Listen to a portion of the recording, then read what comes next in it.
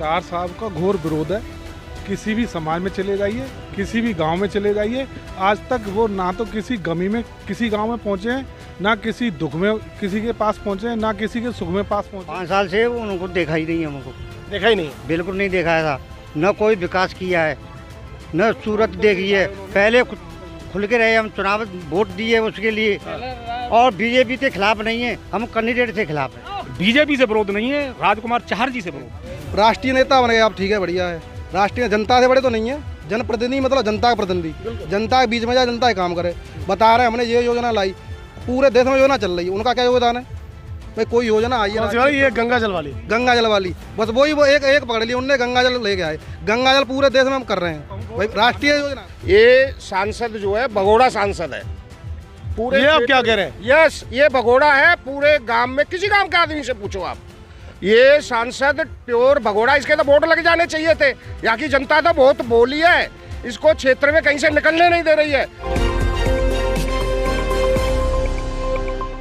नमस्कार, आप देख रहे हैं टाइम्स भारत न्यूज़ और मैं हूं आपके साथ नकुल तिवारी। इस वक्त मैं मौजूद हूं किरावली में, और किरावली के रघुनाथ महाविद्यालय में आज चौधरी रामेश्वर चौधरी के द्वारा एक बड़ी जनसभा को संबोधित किया गया। होली मिलन समारोह का ये कार्यक्रम किया गया और उसके मद्देनज़र ही यहाँ पर हज़ारों के लोग यहाँ पर तादाद में यहाँ पर लोग मौजूद थे। यहाँ पर हमारे साथ कुछ लोग मौजूद हैं, इनसे भी हम बात करेंगे कि आखिर लोकसभा फतेहपुर सीकरी का जो चुनाव है इस बार क्यों फंसता हुआ देखा जा रहा है। क्या नाम है आपका? जयप्रकाश शर्मा नाम है मेरा, काम लोहा कर रहा है। शर्मा जी, जिस तरह से भारतीय जनता पार्टी के सिपाही रामेश्वर चौधरी भी हैं और आपके वर्तमान सांसद राजकुमार चाहर भी हैं, फिर ये भाजपा के लिए कैसे ये दो धारी ये तलवार साबित हो रहे हैं लोग? उनका एक ही कारण है बस, राजकुमार चाहर जी जनता के बीच कभी नहीं गए और रामेश्वर चौधरी हमेशा जनता के बीच में रहे, वो रहे, और उनके पापा भी जनता के बीच में रहे। सिर्फ पूरा परिवार जनता के बीच में रहता है, यही मेन कारण है। बाकी बीजेपी से कोई भी किसी को कोई परेशानी नहीं है। बिल्कुल मोदी जी को चाहते हैं, योगी जी को चाहते हैं, सातों जात ब्राह्मण भी चाहते हैं, जाट भी चाहते हैं, ठाकुर भी चाहते हैं, सब बीजेपी को चाहते हैं। बशर्ते बीजेपी को गुहार लगाई, सब जनता ने लगाई, सब जाति ने लगाई, कभी किसी की गुहार नहीं सुनी गई। तो उन्होंने पूरी जनता ने अपना कैंडिडेट चुनते हुए, सब ने मैसेज करते हुए और रामेश्वर चौधरी को खड़ा कर दिया है आज, और वो चुनाव लड़ेंगे और तन मन धन से चुनाव उनके साथ जीतेंगे और रहेंगे पूरी जनता। और ब्राह्मण भी उनके साथ हैं, ठाकुर भी उनके साथ हैं, सातों जात के लोग खड़े हुए हैं, सब उनके साथ रहेंगे। ऐसा माना जा रहा था कि चार वाटी में राजकुमार चाहर का वर्चस्व भी ज़्यादा है, उधर रामेश्वर चौधरी का भी वर्चस्व ज़्यादा है, लेकिन अब इस परिस्थिति को देखकर ऐसा लग रहा है कि सारा जो जन समूह है वो रामेश्वर चौधरी के साथ में जाके खड़ा हो गया है। चार साहब का घोर विरोध है। किसी भी समाज में चले जाइए, किसी भी गांव में चले जाइए, आज तक वो ना तो किसी गमी में किसी गांव में पहुंचे हैं, ना किसी दुख में किसी के पास पहुंचे हैं, ना किसी के सुख में पास पहुंचे हैं। अब जैसे जैसे चुनाव नज़दीक आ रहा है वैसे वैसे वो गांव में जा रहे हैं। जनता में विशेष आक्रोश है, जनता कतई उनको नहीं चाह रही है, ना वो जनता को उन्होंने चाहा, अब जनता उन्हें नहीं चाह रही है। यही कारण है कि चौधरी रामेश्वर जी को आज इस होली मिलन समारोह के जरिए जनता ने अपना कैंडिडेट चुना है और तन मन धन से उनके साथ है।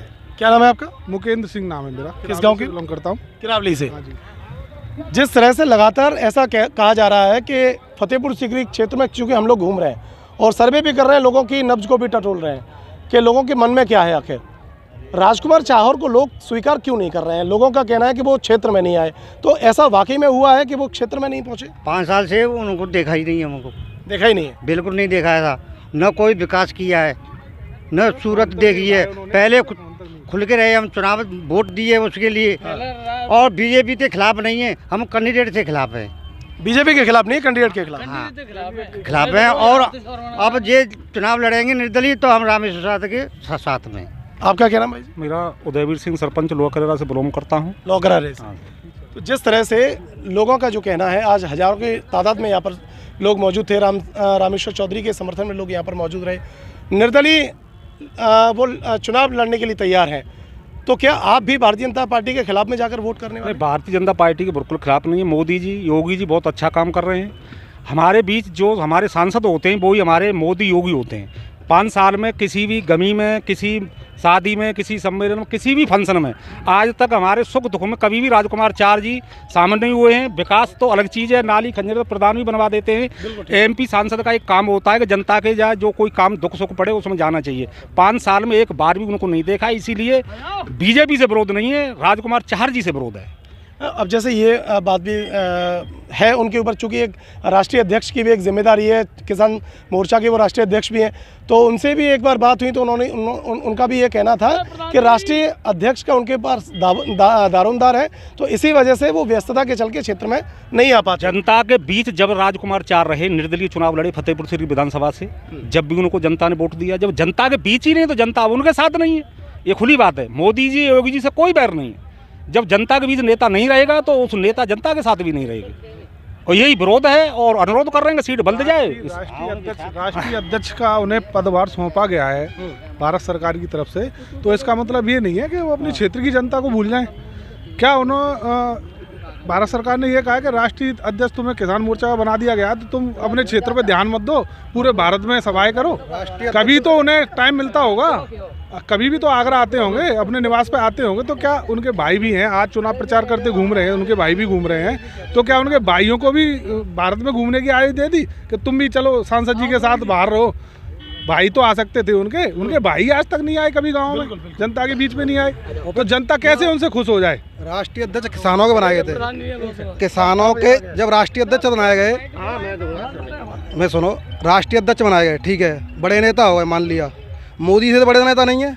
मोदी जी भी भारतीय जनता में हाथ जोड़ के पैर छू के 44 बार जनता में बीच में जाते हैं और वोट मांगते हैं। राष्ट्रीय नेता बन गए आप, ठीक है, बढ़िया है। राष्ट्रीय जनता से बड़े तो नहीं है, जनप्रतिनिधि मतलब जनता का प्रतिनिधि, जनता के बीच में जाए, जनता का काम करे। बता रहे हैं हमने ये योजना लाई, पूरे देश में योजना चल रही है, उनका क्या योगदान है भाई? कोई योजना आई है, ये गंगा जल वाली, बस वही वो एक पकड़ ली उनने, गंगा जल लेके आए। गंगा जल पूरे देश में हम कर रहे हैं भाई, राष्ट्रीय योजना है वो। तो भाई कोई किसान के ओले पड़े हैं, 7 दिन पहले ओले पड़े हैं, खेत वो गए ना खेतों में जा के, फोटोशॉप है केवल। चुनाव के चक्कर में अध्यक्ष नहीं रहे, अब क्या किसान मोर्चा के राष्ट्रीय अध्यक्ष नहीं रहे? वो अभी तो राष्ट्रीय अध्यक्ष हैं। नहीं, अब जैसे ओले पड़े और अभी कुछ दिनों पहले तो वो खेतों में गए और किसानों से भी जाके मिले। 2 महीने तो जाएंगे ना किसान अध्यक्ष जी, क्यों? चुनाव है, वोट चाहिए, चुनाव है, अब तो वोट चाहिए। यानी आप ये कहना चाह रहे हैं कि अब ये केवल वोटों को साधने का ही राजनीति है और कुछ नहीं है। अनुरोध है बीजेपी से, वो बड़े नेता हुए, उन्हें अंतर्राष्ट्रीय नेता बना दे, गृह मंत्री, मुख्यमंत्री बना, कुछ भी बना दे भैया, यहाँ से हटा दें। भाजी आपका क्या नाम है? राजन सिंह, किस गांव के निवासी? लोकरेरा से। राजकुमार चार का विरोध क्यों कर रहे हैं आप? कार्यशैली ठीक नहीं है, जिस सांसद की होनी चाहिए उस तरह से जनता से संपर्क ही नहीं किया है। संपर्क नहीं किया ना, सिंगापुर ज्यादा रहते हैं। अरे कहूँ रे यार, जनता इसी बात से नाराज है कि वो जनता के पास नहीं आए। पूरी 5 साल न किसी दुख में न सुख में। हमारे यहाँ कई मौतें हुई दर्दनाक, एक माँ बेटे मरे, 2 लड़के और मरे, अभी मरे 10-15 दिन पहले, पर वो गांव में नहीं आए। तो इससे थोड़ा सांत्वना होती है भाई, किसी आदमी के यहाँ घटना हो जाए तो भुगतता तो वही है, पर नेताओं का भी तो काम बंद होता है। अभी जनता के मन में अभी क्या है? अब जनता के मन में तो भैया यही है, राजकुमार को नहीं चाहती है, नहीं चाहते हैं। आप क्या कहना चाह रहे हैं? मैं कैप्टन जयपाल सिंह, किसी को भी दे दे। मैंने सेना में 32 साल नौकरी की है। जगह जगह सांसद वगैरह से हमारे फौजी लोगों के भी ताल्लुकात दूसरी जगह भी रहते, वहाँ के प्रतिनिधियों के बारे में पता रहता है। ये सांसद जो है भगोड़ा सांसद है पूरे। ये आप क्या कह रहे हैं? यस, ये भगोड़ा है पूरे गांव में, किसी गांव के आदमी से पूछो आप, ये सांसद प्योर भगोड़ा। इसके तो वोट लग जाने चाहिए थे। यहाँ की जनता तो बहुत बोली है, इसको क्षेत्र में कहीं से निकलने नहीं दे रही है। अगर ये किसी दूसरे क्षेत्र में कहीं हरियाणा, पंजाब ऐसी जगह में होता तो अब तक तो इसका कुछ से कुछ होता। ये तो भगोड़ा सांसद है। लग रहा है आपके मन में बड़ा आक्रोश है। आक्रोश क्या है? ये तो हमारे फौजियों को धोखा दिया इसने। यहाँ के फतेहपुर सीकरी का पूरे आगरा के फौजी इसके पास एक बार किसी काम को लेके गए और इस आदमी ने उनको इतना बड़ा धोखा दिया, वो राजनाथ सिंह की मीटिंग में मैं आपका जो है ना वो ज्ञापन दूंगा, और इसने वो ज्ञापन दिया नहीं। और फौजियों के लिए ये और बोल दिया कि देखो ये फौजी तो यहाँ बैठे हुए। ये इतना बड़ा गद्दार और ऐसा निकम्मा जो है सांसद है। तो यानी कि उस जब वो फौजी लोग का किसी काम को लेकर के, तो उसमें आप भी थे? यस, मैं भी था। राजनाथ सिंह डिफेंस मिनिस्टर से रखेंगे तो उसने वहाँ और प्रचार कर दिया कि फौजी तो यहाँ मीटिंग में हमारी में बैठे हुए, वो ज्ञापन देना तो बात अलग है, वहाँ हमारी बात ही नहीं पूछी गई। और जबकि हमारे हजारों की संख्या में वहाँ लोग पहुँचे कि हमारी बात रखेगा। तो ऐसे सांसद से आप क्या उम्मीद करोगे जो देश की रक्षा करने वाले आदमी हैं, जिन्होंने अपनी, मैंने जैसे 32 साल फौज को दिए हैं, तो ऐसे लोगों को ही उसने नहीं छोड़ा है, तो बाकी लोगों के लिए वो क्या करेगा? आम जनता के लिए क्या करेगा?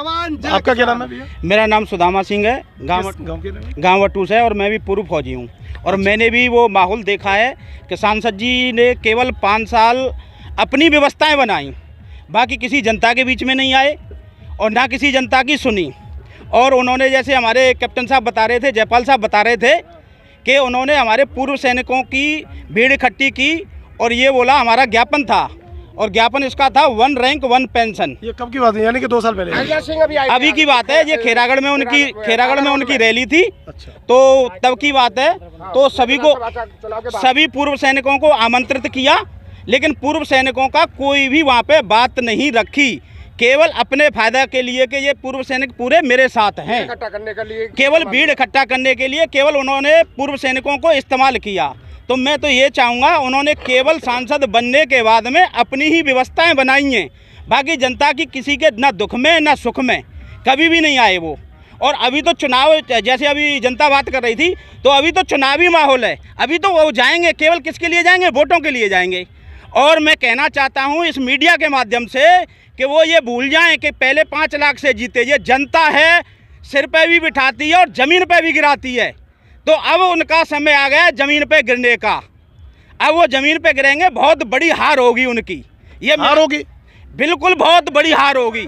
अगर पार्टी, लेकिन वो तो क्या सांसद जी कह रहे हैं कि इस बार 8 लाख पार होंगे? वो तो 10 लाख के लिए भी बोल सकते हैं। टोटल फतेहपुर सीकरी लोकसभा में वोट है 17,80,000, ठीक है, 17,80,000 है, तो 8 लाख के क्या, वो तो 10 लाख के लिए भी बोल सकते हैं। लेकिन इतनी हार होगी, उनकी जमानत जब्त हो जाएगी।